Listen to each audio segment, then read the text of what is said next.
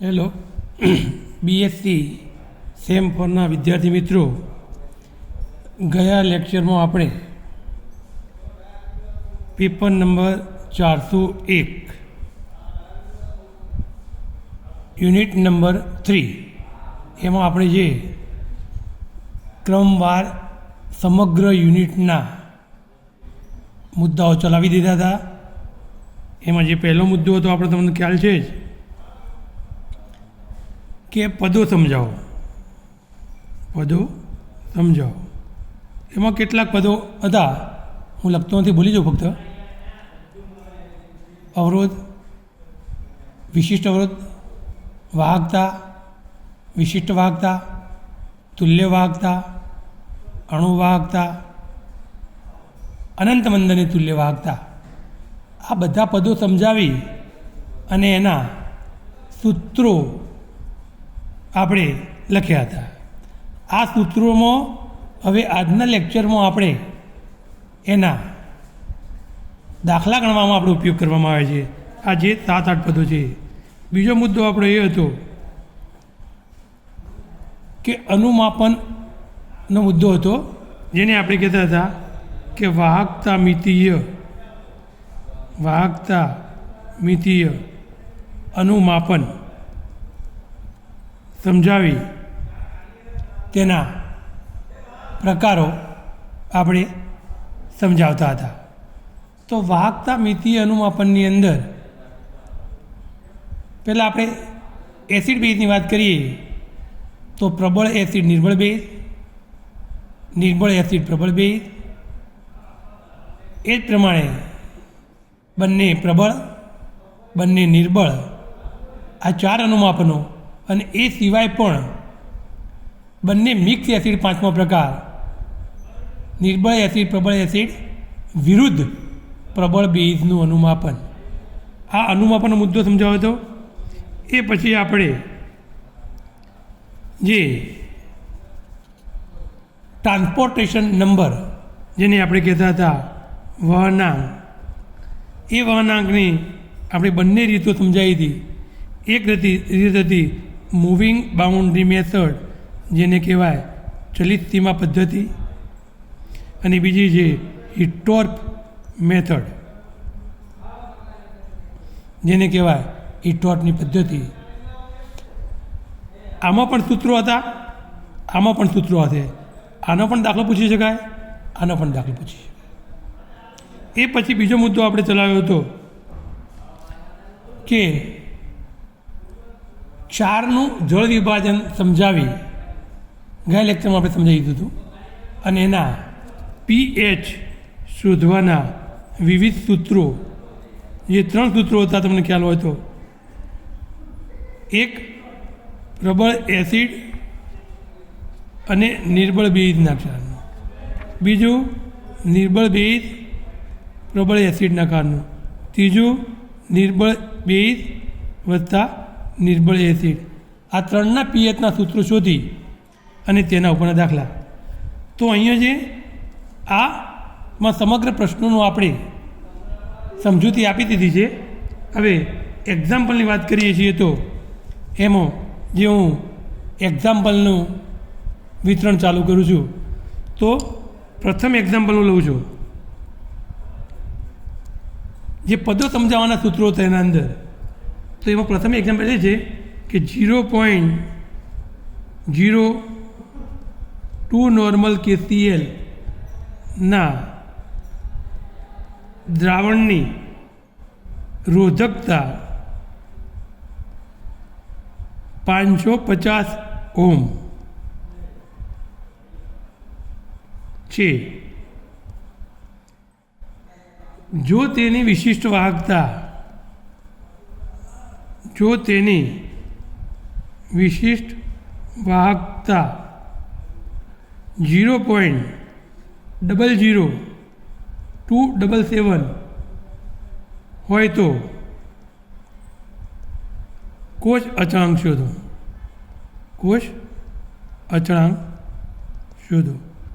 તો પહેલાં એક્ઝામ્પલની વાત કરીએ તો પહેલાં તો એના રકમના અંદર શું લખ્યું છે અને આપણે શું કરવાનું છે, મહત્ત્વની વસ્તુ અહીંયા એ છે. તો બતાવ્યું છે એમાં કે KClનું દ્રાવણ આપેલું છે.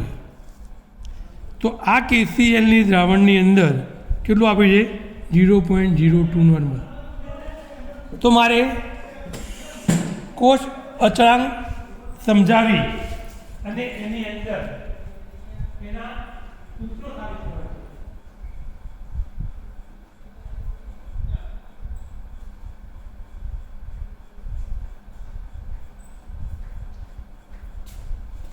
તો એ સૂત્રોની અંદર આપણે કઈ સૂત્ર લઈશું પહેલાં જોઈએ આપણે.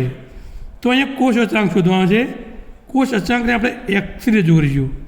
આ બધા મુદ્દા તમને ખ્યાલ આવવા જોઈએ. અવરોધને આર કહેવાય, વિશિષ્ટ અવરોધને રો કહેવાય, વાહકતાને આપણે સી કહીએ છીએ, વિશિષ્ટ વાહકતાના કે કહીએ, પણ જે આવે એ પ્રમાણે આપણે રૂટિંગમાં આપણે લીધે જઈશું. તો મારે અહીંયા રોધકતા છે, રો વિશિષ્ટ વાહકતા છે, તો વિશિષ્ટ વાહકતાને કે કીધી છે.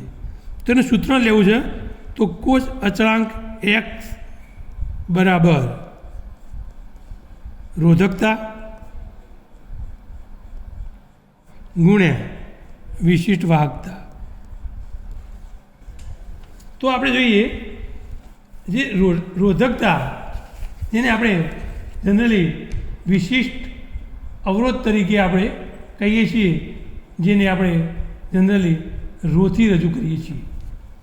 તો એ રોધકતાનું મૂલ્ય અને વિશિષ્ટ વાહકતાના આપણે જે કહીએ કે એનું મૂલ્ય જો તમને આપેલું છે આપણે જોઈએ.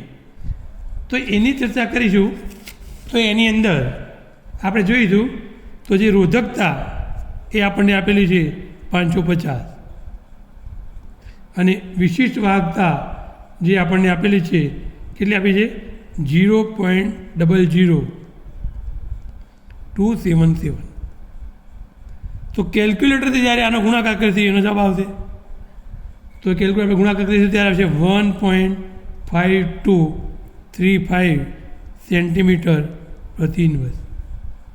આ દાખલો તો મિત્રો એકદમ ઇઝી છે, પ્રથમ તબક્કાનો છે એટલે આ પ્રમાણે રજૂ કર્યો.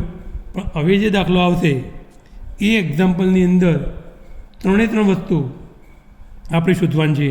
અહીંયા KClની સાંદ્રતા આપી છે, પણ અહીંયા દાખલામાં કોઈ ઉપયોગ થયો નથી, જે આપણે એનું ધ્યાન રાખવું પડશે. ઘણી વખત કોઈ વેલ્યુ આપી હોય પણ તેનો ઉપયોગ ના થયો ગયો હોય, ઘણી કોઈ વેલ્યુ આપી હોય એના પછી બીજી વેલ્યુ આપણે શોધવાની હોય, એ ખાસ એની રકમના અંદર આપણે એનું ધ્યાન રાખવું જ પડે છે.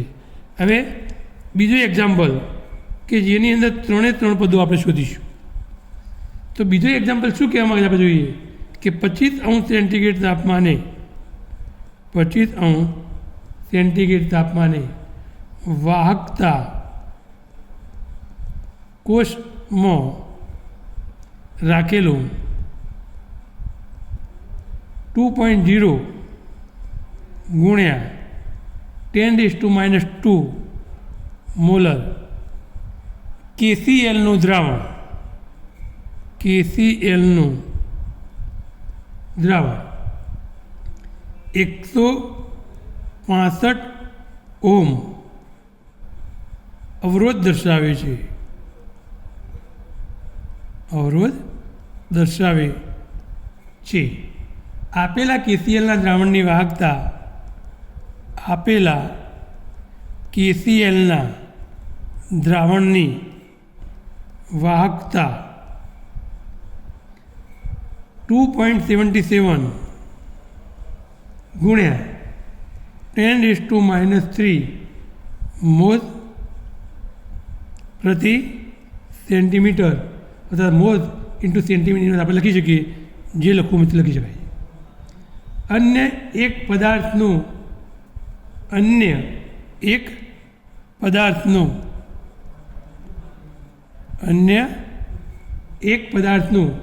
બરાબર 0.01 મોલર દ્રાવણ તે જ કોષમાં લેતો અવરોધ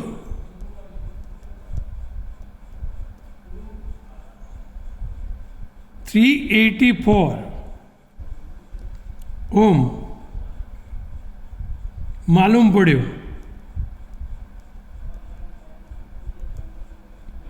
તો આપેલા દ્રાવણની વિશિષ્ટ વાહકતા, તુલ્ય વાહકતા અને કોષ અચળાંક. તો આપેલા દ્રાવણની વિશિષ્ટ વાહકતા જેને આપણે કે કહી શકીએ, તુલ્ય વાહકતા જેને આપણે લેમડા કહી શકીએ, અને કોષ અચળાંક x શોધો.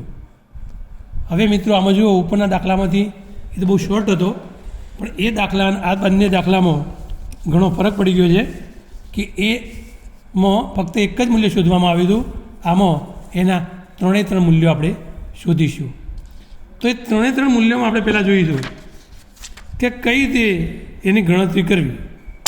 તો એ ગણતરીની અંદર આપણે પહેલાં રકમ વાંચીએ છીએ કે 25 સેન્ટીગ્રેડ તાપમાને વાહકતા કોષમાં રાખેલું કેટલું દ્રાવણ છે? 2.0 ગુણ્યા 10⁻² મોલર KClનું દ્રાવણ છે. 165 ઓમ છે. તો આપેલા KClના દ્રાવણની વાહકતા 2.77 10⁻³ ઓમ છે. અહીંયા એક તબક્કો પાડી દીધો એટલે આ એક ભાગ પતી ગયો. હવે એક ભાગ જે પતી ગયો છે એની આપણે વાત કરીએ. તો એના અંદર આપણે જોઈશું આપણે કે શું શોધવાનું છે? પહેલાં કોષ અચળાંક. તો આપણે લઈએ, ધારો કે કોષ અચળાંક મારે શોધવો છે. તબક્કાવાઇઝ દાખલામાં આપણે મિત્રો જઈશું. તો કોષ અચળાંક ઉપર આપણે સૂત્ર લઈ લીધું છે. એના સૂત્ર આગળના દાખલાનું છે જ કે કોષ અચળાંક રોધકતા ગુણ્યા વિશિષ્ટ વાહકતા, એની આપણે ચર્ચા કરીશું. તો વિશિષ્ટ વાહકતા અને રોધકતા ગુણ્યા વિશિષ્ટ વાહકતા. તો રોધકતા કેટલી છે એ આપણે જોઈશું. તો એની જે રોધકતા છે એ આપણે લીધેલું છે કે KClનું દ્રાવણ અવરોધ બતાવે એની રોધકતા. તો 165 ઓમ. અને વિશિષ્ટ વાહકતા એ પણ આપેલી છે આપણને, જે 2.77 ગુણ્યા 10⁻³ 10⁻³ એનું મારે બંને મર્જ કરવું છે, ભાગી કાઢી 1000 વડે, એટલે 2.77 જગ્યાએ આવશે 0.00277, અથવા તો આ પણ લખો તો પણ ચાલી શકે. તમારે જે લખવું લખી શકાય. આની જગ્યાએ કોઈ કે મારે 0.00277 લખવું છે તો પણ એનું ચાલી શકે. આ બંનેનો જ્યારે હું કેલ્ક્યુલેટરથી ગુણાકાર કરીને જવાબ લાવીશ ત્યારે જવાબ આવશે 0.45 ઇન્ટુ 70 સેન્ટીમીટર ઇન્વર્સ. આ મિત્રો આવી ગયા કોષ અચળાંકનું મૂલ્ય. હવે કોષ અચળાંક પરથી બીજો અન્ય એક પદાર્થ છે, એની આપણે જોઈએ તો જોઈએ એ બંનેને અહીંથી પદાર્થ ભાગ જુદો પડી ગયો મિત્રો. એક્ઝામ્પલ ખાસ જોવાનું છે કે અન્ય એક પદાર્થનું 0.01 મોલર દ્રાવણ તે જ કોષમાં લેતા અવરોધ આટલો, પહેલાંનો અવરોધ આટલો છે, બીજાનો અવરોધ આટલો છે. આપેલા KClના દ્રાવણની વાહકતા પણ આપી છે. હવે બીજો પદાર્થ બદલી જાય છે તો એ પદાર્થની પહેલાંનું 2.0 હતું અને બીજાનું કેટલું છે? 0.01 મોલર. એટલે આ અન્ય એક પદાર્થ લેતા હોઈએ તો પછી મારે એની વાહકતા જે 0.01 મોલર અને એની રોધકતા એ છે, પણ એના માટે મારે વિશિષ્ટ વાહકતા શોધવી હોય તો વિશિષ્ટ વાહકતા K બરાબર કોષ અચળાંક x લઈશું અને એની રોધકતા જેને આપણે ρ લઈશું જે અવરોધમાં બતાવી છે. તો એ કેટલી છે આપણે જોઈએ. આપણે તો એનો કોષ અચળાંક તો એક જ થશે. એટલા માટે પહેલાં મિત્રો આપણે કોષ અચળાંક શોધી કાઢ્યો. તો કોષ અચળાંક છે 0.4750. તો ઉપર જે કોષ અચળાંક શોધ્યો, નીચે બીજો પદાર્થ આવ્યો અને એની રોધકતા આપણને કેટલી છે? 384, તો અહીંયા લખીશું 384.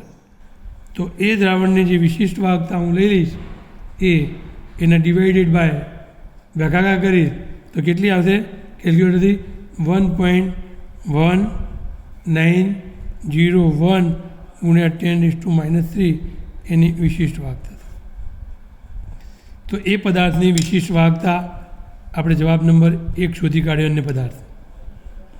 ઓકે, એ શોધ્યા પછી મારે એની શું શોધવાનું છે? તુલ્ય વાહકતા લેમડા. તો મારે તુલ્ય વાહકતા લેમડા જે આપણે કહીએ છીએ આગળ સુધી આપણે તુલ્ય વાહકતા લેમડા એને આપણે તુલ્ય વાહકતા કહીએ. તુલ્ય વાહકતા તો લેમડાનું સૂત્ર તમને ખ્યાલ હોવો જોઈએ. તો શું થશે? વિશિષ્ટ વાહકતા કે ગુણ્યા 1000 ભાગ્યા નોર્માલિટી. હવે મિત્રો આપણે જોઈએ ઉપરની રકમની અંદર જે આપણે જોઈ હતી એ રકમની અંદર નોર્માલિટી પણ ચેન્જ થઈ જશે કે જે મૂળ પદાર્થ જે કોષ અચળાંક શોધ્યો એની 2.0 હતી અને અહીંયા 0.01 આવી ગઈ. તો આમાં નોર્માલિટીમાં 0.01 લેવી પડે. કે વિશિષ્ટ વાહકતા જે આપણે શોધી છે એ લેવાની 1000. તો વિશિષ્ટ વાહકતા કે 1.1901 10⁻³ ગુણ્યા 1000 अपन तुल्य वाहकता આપણે લેવી પડશે 0.01. આ 10⁻10ની જે આપણે લઈએ છીએ 1000 10:3 અને 10⁻³ એટલે 10:01 એટલે આ બંને આખું ઉડી જશે. તો 1.1901 0.01 એટલે કે 10⁻². શું થશે? 10⁻². અને 10⁻² પછી 10 શું થશે? 2. એટલે એ કેલ્ક્યુલેટરનો ઉપયોગ કરવો પડે નહીં. તો આપણે જોઈશું 1.1901 અને 10:2. તો આવશે 1.9119. જવાબમાં શું આવશે? 1.11 અહીંયા લખી દેખાય એટલા માટે 119.01 ઓમ સેન્ટીમીટર -2 અને તુલ્યાંક -1. તો આવશે લેમડાનો જવાબ તુલ્ય વાહકતાનો. તો જુઓ આ દાખલો મિત્રો જુદો આવ્યો. આવો દાખલો અવશ્ય પૂછાશે કે પહેલાં રકમમાંથી મેં ફક્ત શું શોધ્યું? એનું કોષ અચળાંકનું મૂલ્ય શોધ્યું અને એક કોષ અચળાંકનું મૂલ્ય મેં બીજા અન્ય પદાર્થમાં વાપર્યું. એટલે આ રકમની અંદર આપણે 3 વસ્તુ નક્કી કરવાની છે. એક કોષ વિશિષ્ટ વાહકતા, એક તુલ્ય વાહકતા અને એક કોષ અચળાંક. એ 3 શોધી કાઢ્યું. પહેલાં મેં કોષ અચળાંક શોધ્યું, બીજું વિશિષ્ટ વાહકતા શોધ્યું અને ત્રીજું તુલ્ય વાહકતા. તો આ પ્રમાણે 3નો આપણે જવાબ આપી શકીએ. તો પહેલાં દાખલા કરતો બીજો દાખલો આપણે જોયો એ થોડો એક અલગ પ્રકારનો દાખલો આપણે લઈ શકીએ છીએ. હવે આપણે અલગ વાત કરીશું બીજા એક્ઝામ્પલની. તો એ એક્ઝામ્પલની જ્યારે આપણે વાત કરીએ તો એ દાખલાની અંદર આપણે જોઈશું તો કોઈ એની આગળ જે એક્ઝામ્પલ પ્રમાણે આપણે જોઈએ તો એ એક્ઝામ્પલમાં આપણે આગળના એક્ઝામ્પલથી થોડો વિપરીત પ્રકારનો એક્ઝામ્પલ છે એની આપણે ચર્ચા કરીએ છીએ. તો એ એક્ઝામ્પલની અંદર આપણે જોઈએ, જુઓ કયો એક્ઝામ્પલ આપણે બીજો આનો ગણાવવાનો છે એની આપણે વાત કરીએ મિત્રો. બીજું એક્ઝામ્પલ આપણે જોઈ દો હવે. તો એની અંદર થર્ડ એક્ઝામ્પલમાં આપણે શું કહીએ ને નંબર 3. તો થર્ડ એક્ઝામ્પલ જે શું કહેવા માગે છે એની વાત કરીએ આપણે. એના કરતાં જે કોષ અચળાંક વિશિષ્ટ વાહકતા અને તુલ્ય વાહકતા જે નક્કી કરી છે એમાં થોડો હું સુધાર લાવીશ કે વિયોજન અંશ આલ્ફા અને વિયોજન અચળાંક મારે કે એ નક્કી કરવો પડે છે. એટલે એના કરતાં થોડો વિપરીત પ્રકારનો એક્ઝામ્પલ આપણે જોઈએ તો જોઈશું કે 25 સેન્ટીગ્રેડ તાપમાને 25 સેન્ટીગ્રેડ તાપમાને વિશિષ્ટ વાહકતા કોષમાં વિશિષ્ટ વાહકતા કોષમાં 0.1 normal KClના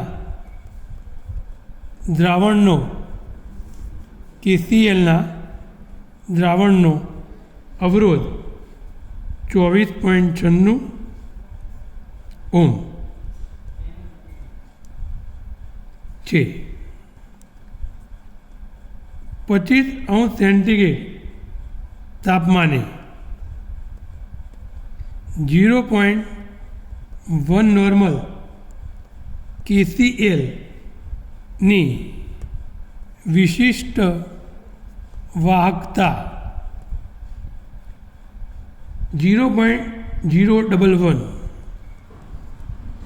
639 ohm inverse centimetre inverse છે. જ્યારે આ કોષમાંના 0.01 નોર્મલ એસિટિક એસિડનું દ્રાવણ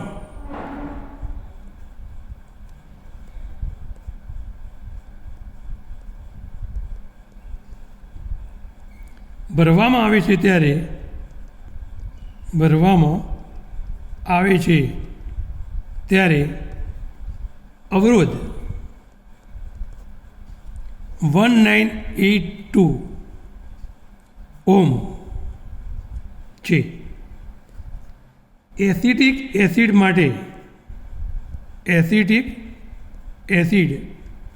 માટે નંબર 1 તુલ્ય વાહકતા, નંબર 2 વિયોજન અંશ અને નંબર 3 વિયોજન અચળાંક.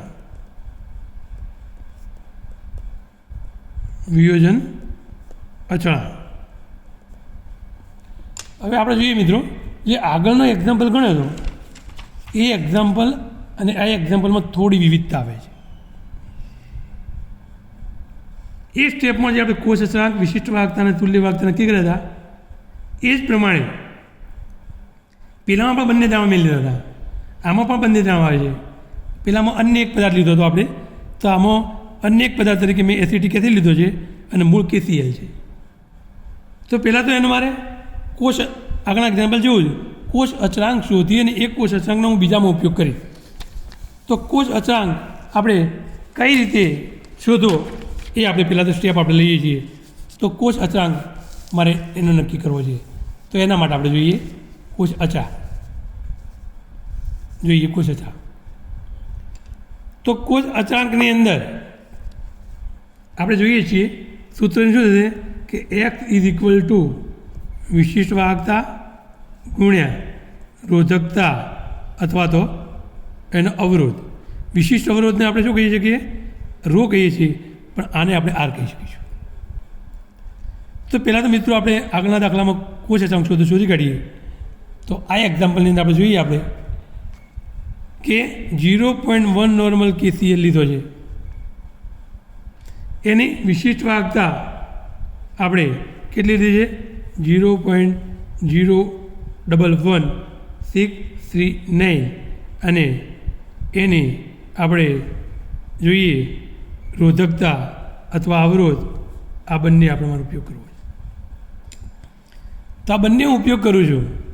તો X = 0.11639 ઇન્ટુ 24.96 બંનેનો મિત્રો કેલ્ક્યુલેટર આપણે ગુણાકાર કરીશું તો આવશે 0.2905 સેન્ટીમીટર ઇન્વર્સ.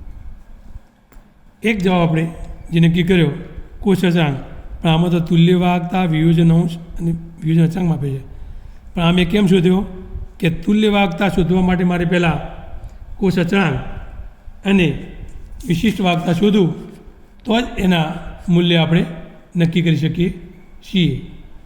તો હવે એની તુલ્ય વાહકતાની વાત કરીએ આપણે. તો તુલ્ય વાહકતા શોધ્યા પહેલાં હું એની વિશિષ્ટ વાહકતા શોધી કાઢીશ.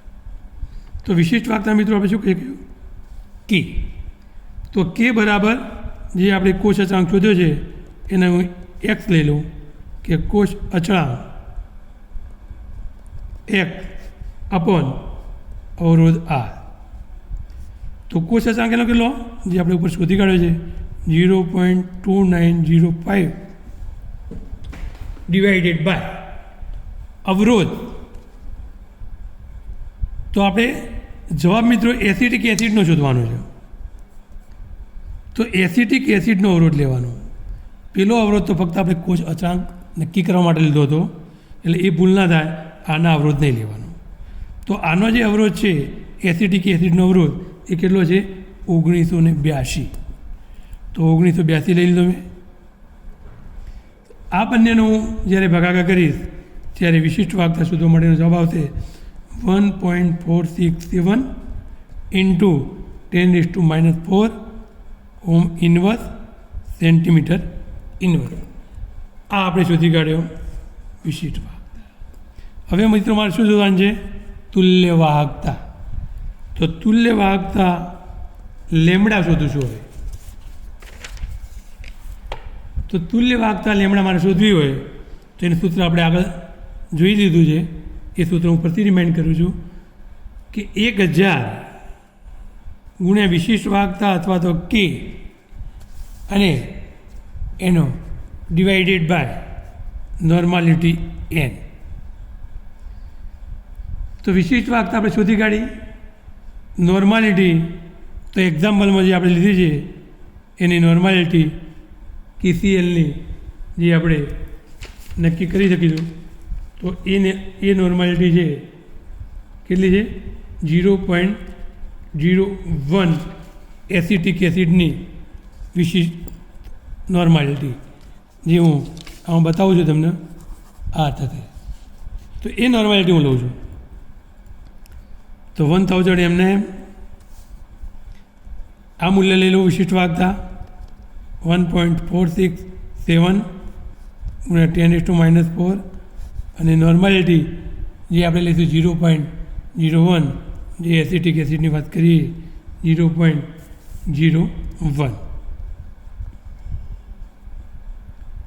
0.01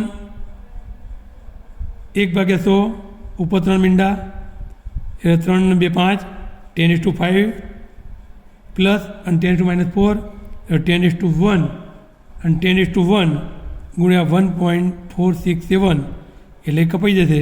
તો 14.67 કેલ્ક્યુલેટરનો ઉપયોગ કરવો પડે નહીં. 14.67 એકમ મિત્રો ખાસ લખવાનો. તો એકમ શું લખીશું આપણે? એનો એકમ લેમડા ઇઝ ઇક્વલ ટુ 14.67 એકમ લખીશું ઓમ ઇન્વર્સ સેન્ટીમીટર ઇન્વર્સ અને તુલ્યાંક ઇન્વર્સ. આ લેમડા સી લખીએ તો સી ના લખીએ તો આપેલી વાહકતા એ બંને વાહકતા જુદી હતી. પહેલાં આપણે KCL વાપર્યો હતો, પછી એસિટિક એસિડ.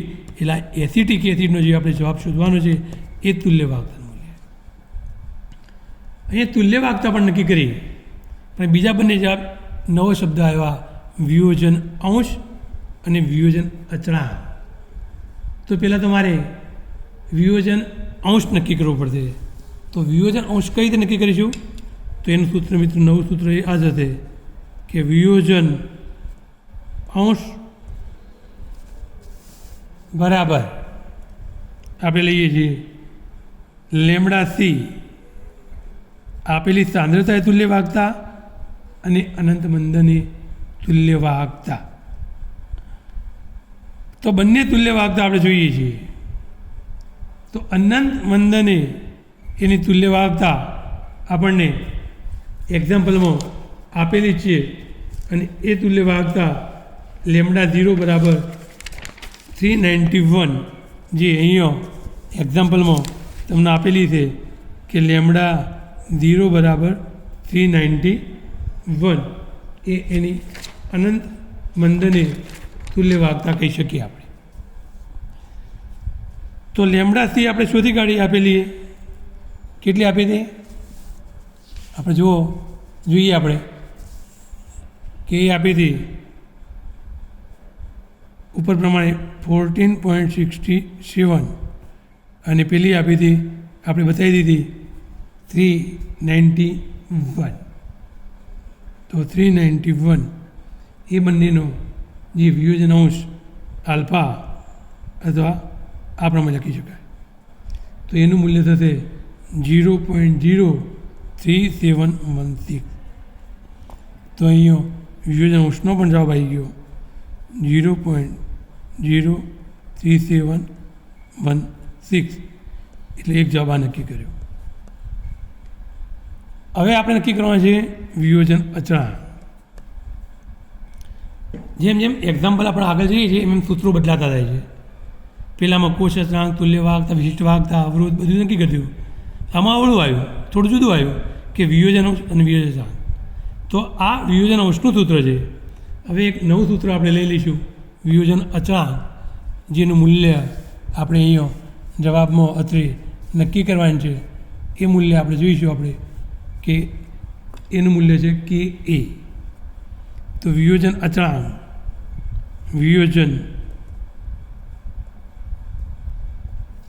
અચળાંક K a is equal to alpha square C upon 1 minus alpha. આલ્ફાનું મિત્ર મૂલ્ય આપણે નક્કી કર્યું છે. સી મીન્સ આપેલી સાંદ્રતા. તો આપેલી સાંદ્રતા કેટલી હતી એસિટિક એસિડની આપણે રકમમાં લખેલી જ છે. કેટલી લખેલી છે 0.01. તો એનો મિત્રો આપણે અહીંયા ઉપયોગ કરીશું 0.01. તો કે એ ઇઝ ઇક્વલ ટુ જે આપણે લઈશું આલ્ફા આપણે નક્કી કર્યો છે ઉપર દર્શાવેલો છે આલ્ફા 0.03716 એનો સ્ક્વેર અને સી બરાબર 0.01 અપોન 1 માઇનસ આલ્ફા 0.0716. આની વાત આપણે કરીશું. તો કેલ્ક્યુલેટરથી આ બધી ગણતરી કરી દેવાની, બરાબર. અને એ ગણતરી કરી અને એના કેનું મૂલ્ય હું શોધી કાઢું છું. તો યુએસનું મૂલ્ય થશે 1.453 ઇન્ટુ 10⁻⁵. તો મિત્રો જુઓ અહીંયા આપણે આ દાખલામાં ત્રણ જવાબ નક્કી કરી શક્યા કે એસિટિક એસિડની તુલ્ય વાહકતા જે આપણે અહીંયા તુલ્ય વાહકતા નક્કી કરી, વિયોજન અંશ જે વિયોજન અંશ નક્કી કર્યો અને વિયોજન અચળાંક. આ ત્રણ જવાબ આ એક્ઝામ્પલમાં આપણે લઈ શકીએ છીએ. તો આના કારણે જે ઉપરના કરતાં થોડો અલગ પ્રકારનો આપણે દાખલો લઈ શકીએ અહીંયા છીએ. હવે એમાં થોડી એક અલગ પરિસ્થિતિનો દાખલો લઈએ આપણે. એ એક્ઝામ્પલની અંદર જો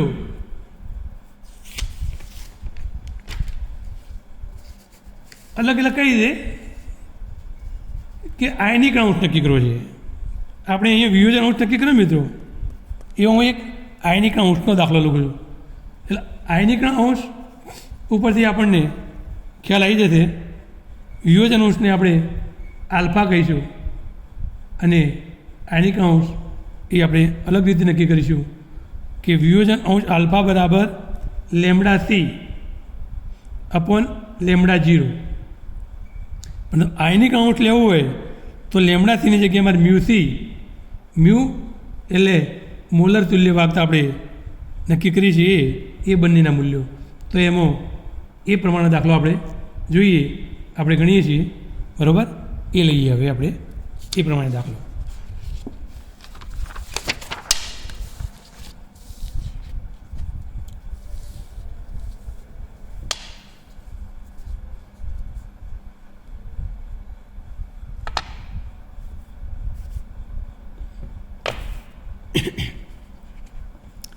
તો જી કેટલા દાખલા આપણે 3 ચલાયા.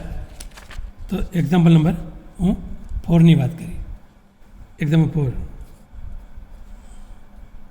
તો એમાં જોઈએ આપણે કે 0.01 normal નિર્બળ acid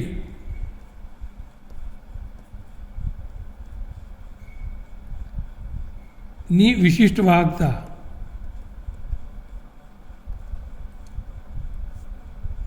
0.00092 home inverse centimetre inverse, home inverse centimetre inverse છે. અનંત મંદતાએ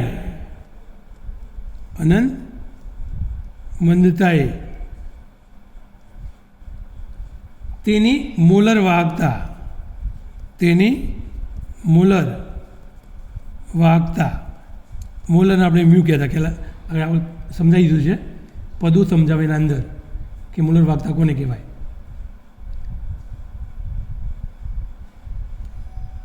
થ્રી સેવન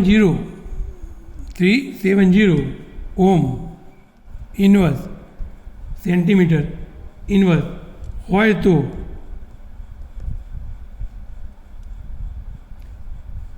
તો N/50, આ થોડું આપણા માટે નવું હોય, એસિડની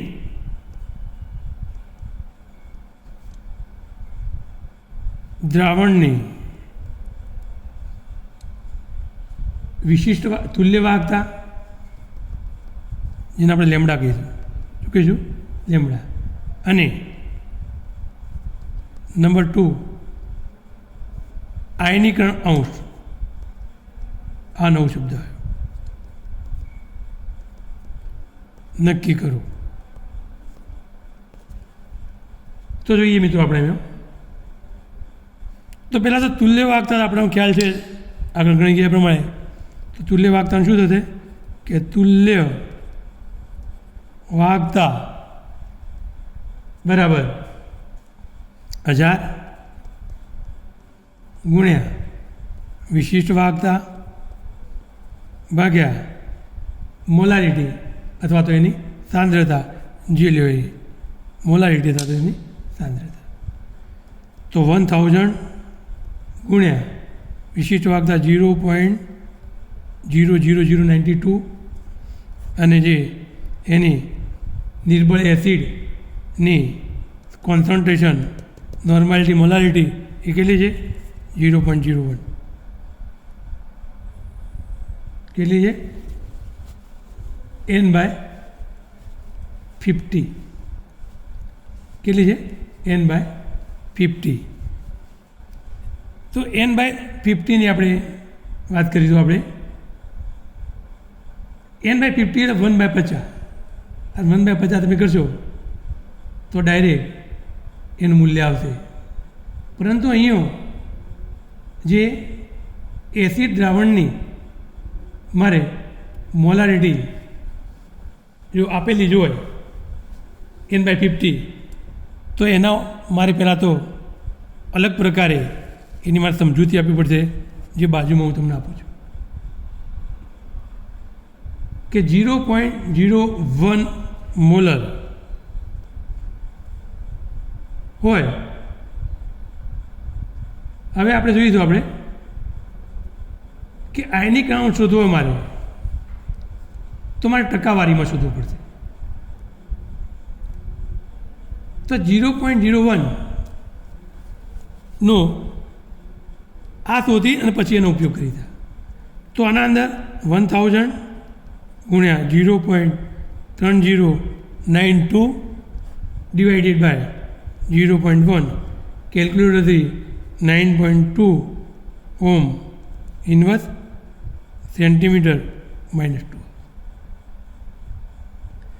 આ એ લેમડા સી શોધી કાઢ્યું. લેમડા સી મતલબ કે તુલ્ય વાહકતા. તો એ તુલ્ય વાહકતા બંને જુદા પ્રકારની છે. આ લેમડા સી એટલે કે આપેલની સાંદ્રતા છે અને લેમડા 0 એટલે કે અનંત બનતા છે. તો મારે આયનીકરણ અંશ નક્કી કરું છું 9. તો બંનેનો મિત્રો ગુણોત્તર લેવાનો. કોનો ગુણોત્તર? કે આપેલી સાંદ્રતાએ તુલ્ય વાહકતા એ જ અણુતા હશે અને કહો તો અનંત મંદતાએ. આ બંને સૂત્રો આપણે એ અલગ તારવ્યા.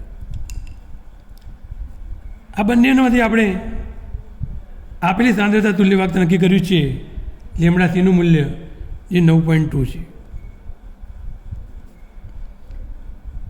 આનું મૂલ્ય આપણે જે નક્કી કર્યું લેમડા 0 એ અનંત મંદની તુલ્ય વાહકતા એનું મૂલ્ય આપણે રકમનો અંદર જે આપેલું જ હોય છે એ છે. ના આપેલું હોય તો આપણે અહીંયા એનું મૂલ્ય લખી દઈશું કે લેમડા 0 એક્ઝામ્પલમાં હંમેશા આપેલું જ હોય. એટલું ધ્યાન રાખવાનું. ખાસ આ ભૂલથી લખાયું નથી પણ એક્ઝામ્પલની અંદર રકમનું મિત્રો જ આપેલું છે. તો 370 તો એનું મૂલ્ય આવશે 0.0 પછી આયનિક અંશનું મૂલ્ય આપ્યું. પણ મેં તમને હાલ વાત કરી કે આયનિક અંશ હંમેશા ટકાવારીમાં શોધવું પડે. તો અહીંયા 0.01 મોલર છે તો એને ટકાવારી કરવી પડે. તો 0.01 આટલો તો હોય કેટલો? હોય કેટલો? તો શું થશે? 0.025 ગુણ્યા 100 દેટ મીન 2.5 એ એનો આયનિક અંશ એટલા પર્સન્ટેજમાં થશે. તો જે આયનિક અંશ એ આપણો જવાબ નક્કી કર્યો. અહીંયા મિત્રો આપણે એ 4 દાખલા જુદી જુદી રીતના લીધા છે. આ એક્ઝામ્પલ એ વારંવાર અલગ અલગ પૂછાયેલા છે. આવતા લેક્ચરમાં આપણે બીજા અલગ પ્રકારના એક્ઝામ્પલ ચાલુ કરીશું. અસ્તુ.